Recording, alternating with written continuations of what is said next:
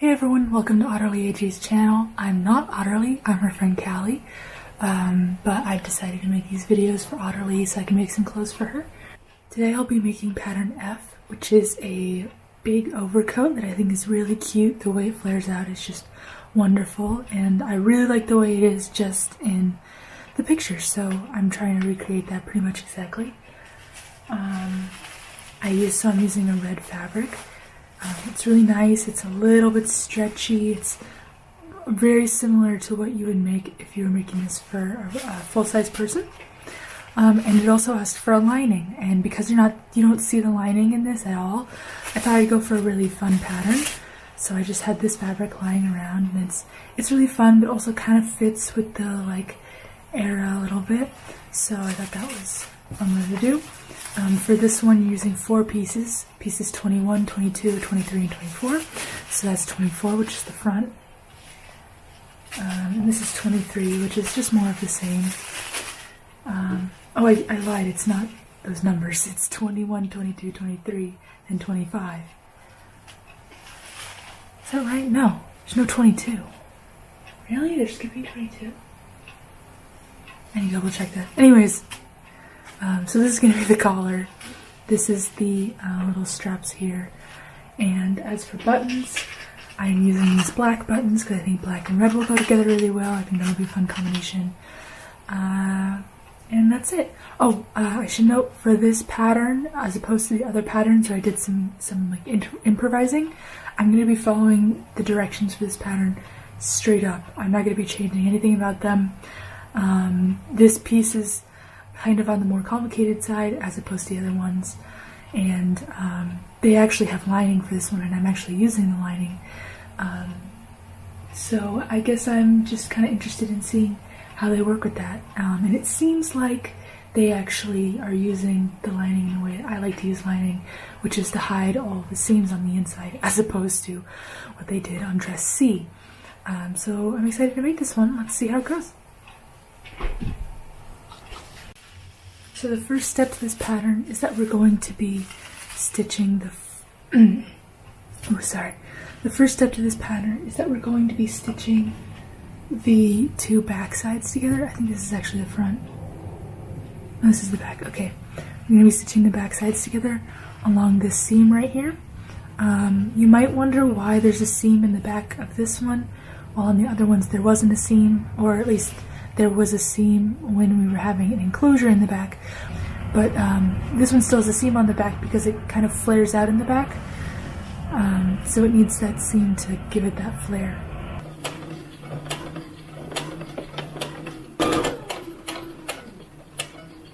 The dull part means that it's supposed to go on the inside, so that's what we want to be facing outwards now. And it doesn't matter that I'm using red thread, because we're not going to be able to see it anyways.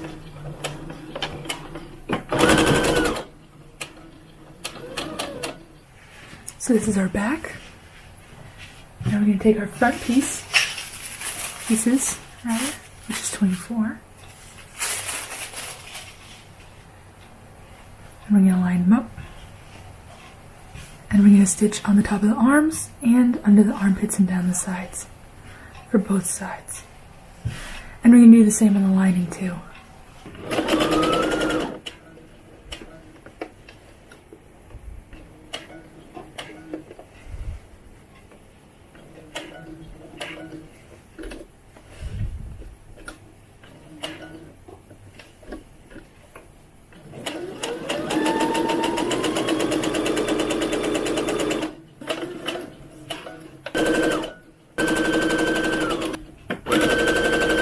So for both pieces now, we're going to snip these armpit corners a little bit. Snip, snip.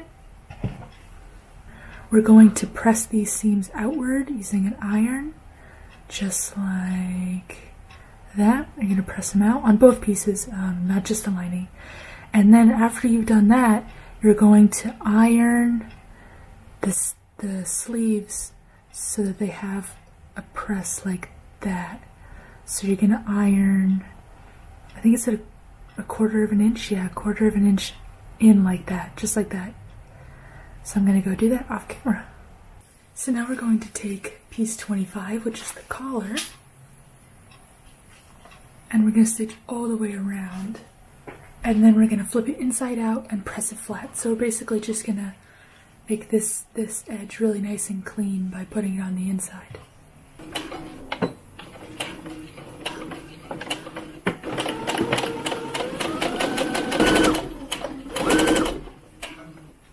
Okay, so now that we've sewn it, we're just going to put little carrots in the side. See that? We're just going to cut that all the way around.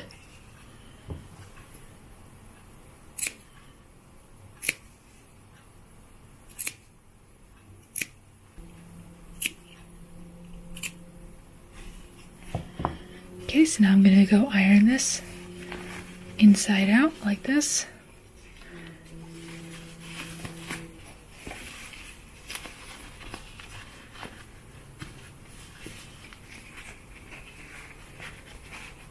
And then I'm just gonna iron it down like that. Okay, so now that we've got the collar, we're going to baste stitch the collar to the neck of the outside fabric. Like so. A baste stitch is the same as a regular stitch on a sewing machine, except it's a lot looser, a lot wider stitches, because we're going to pull it out. We're just doing this to keep it in place while I do the other parts, but it's not meant to be a permanent stitch at all. It can be super bad, basically. So yeah, to do that, I'm just going to pin it in place.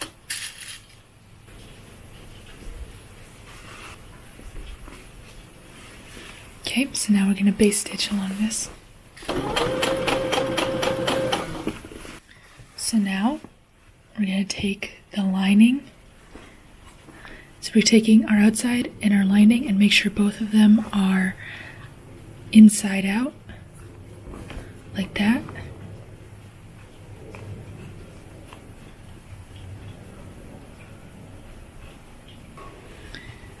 And now put the right sides of the two pieces are together.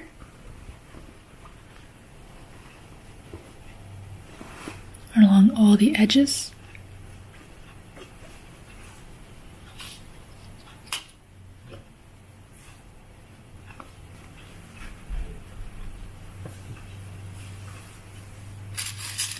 Because we're going to sew all the way around except for a small section on the bottom of the back, okay? So right here in the middle, perhaps, just a few inches, don't sew along there. Other than that, sew all the way along. The side, the collar, down the other side, down the bottom, and stop here.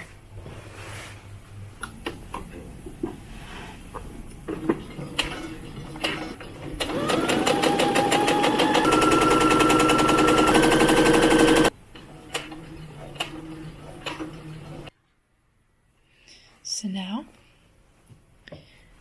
we're going to snip any sharp corners, like so. And now, anywhere where it's curved, which is along the whole bottom and the neck hole, we're gonna do little carrots. Okay? And then using the hole at the bottom and the back, we're gonna flip it inside out.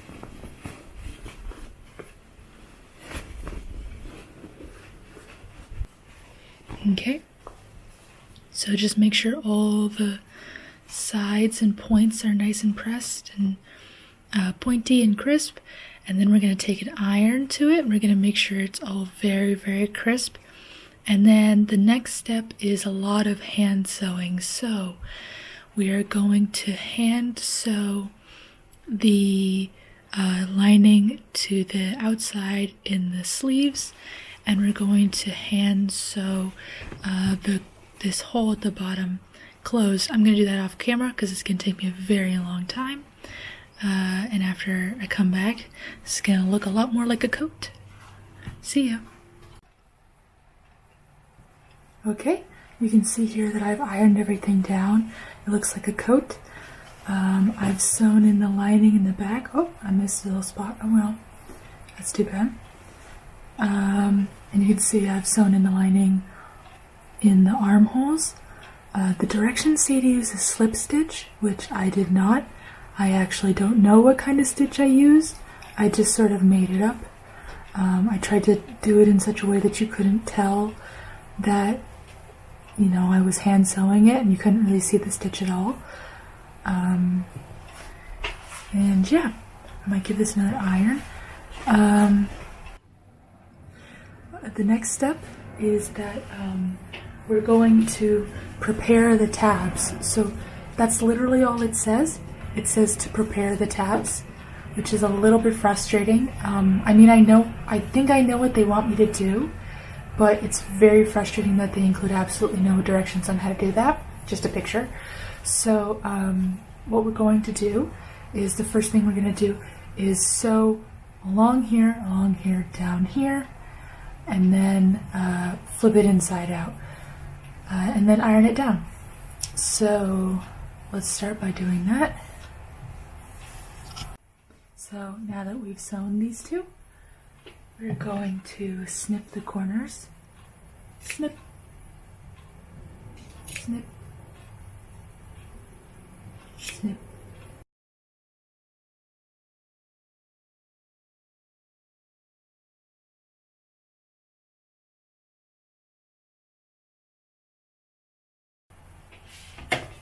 Okay, so that took forever. But once you finally turned it inside out, you're just going to iron it down like this. Okay, you'll see that I have now ironed the pieces. I'm going to take the open end and I'm just going to fold it into itself so we can't see all of those, you know, falling apart edges of the fabric.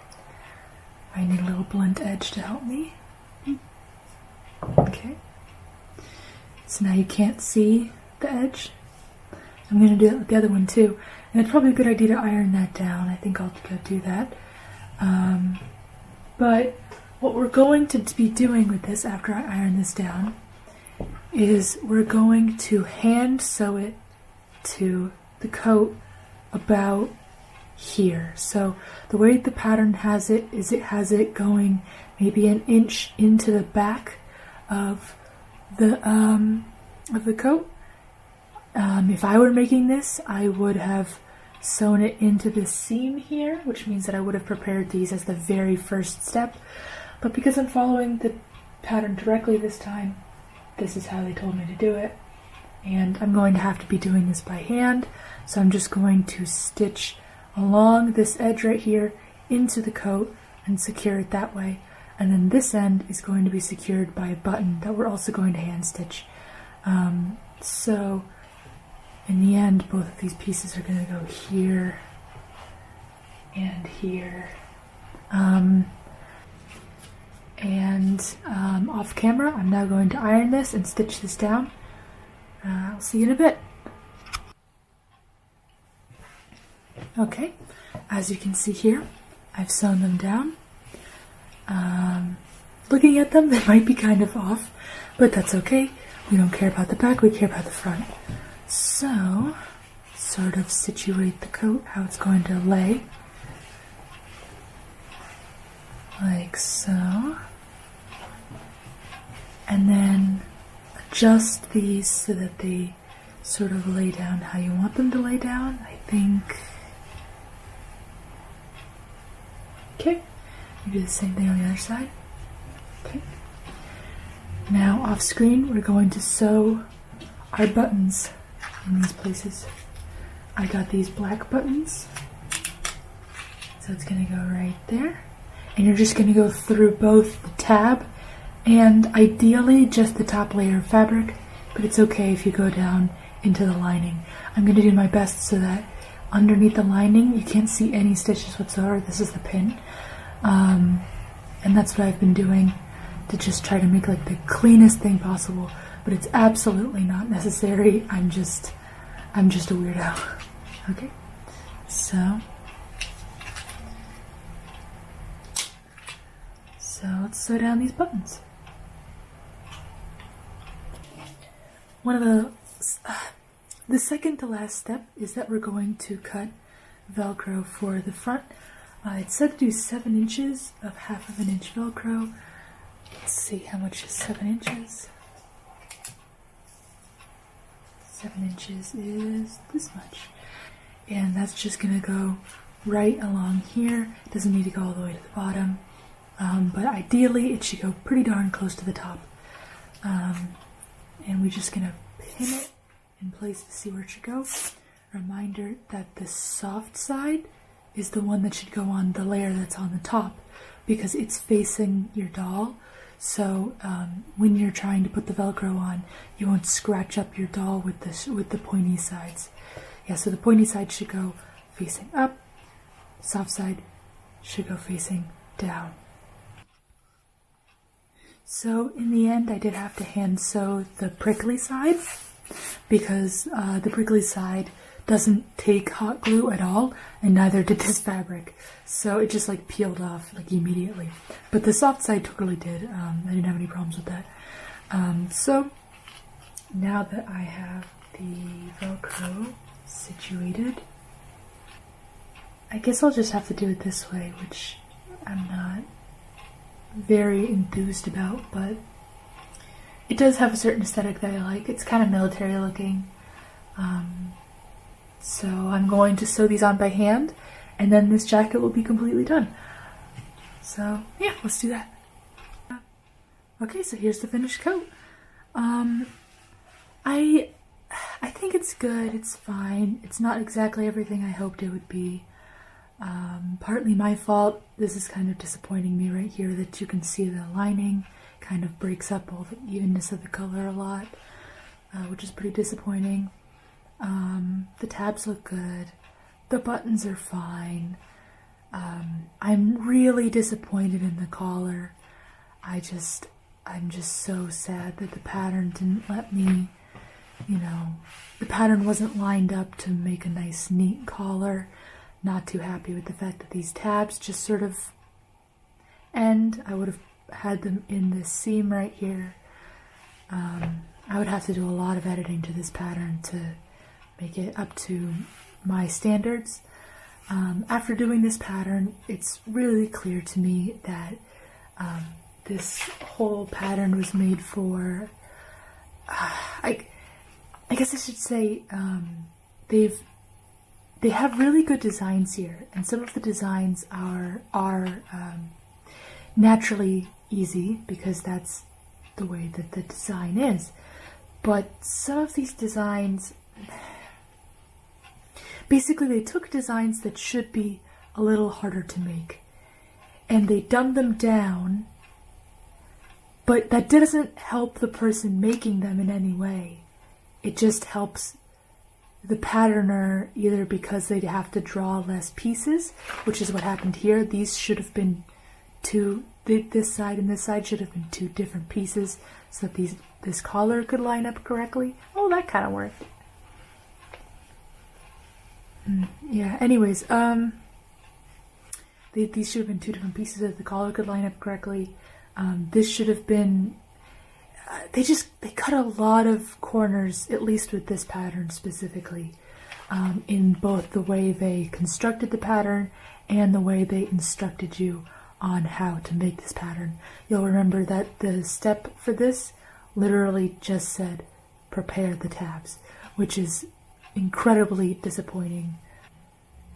They tell you how to do the hat twice. They have full instructions for the hat that are exactly the same 2 times.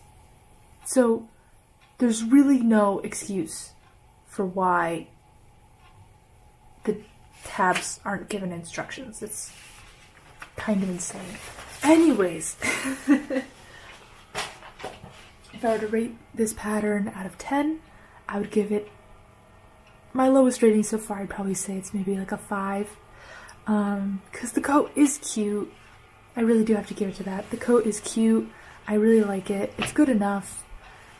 But I was just so disappointed when I got to the collar and saw that it didn't really line up.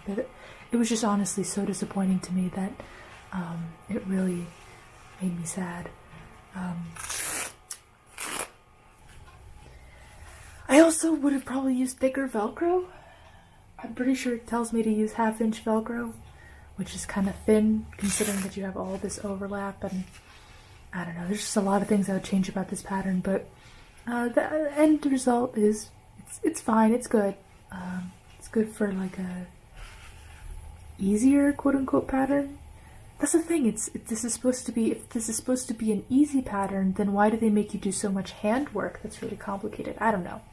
I'm gonna stop complaining about this pattern and just enjoy the coat that I made and be happy. And I hope you guys enjoyed this video. Thanks for watching.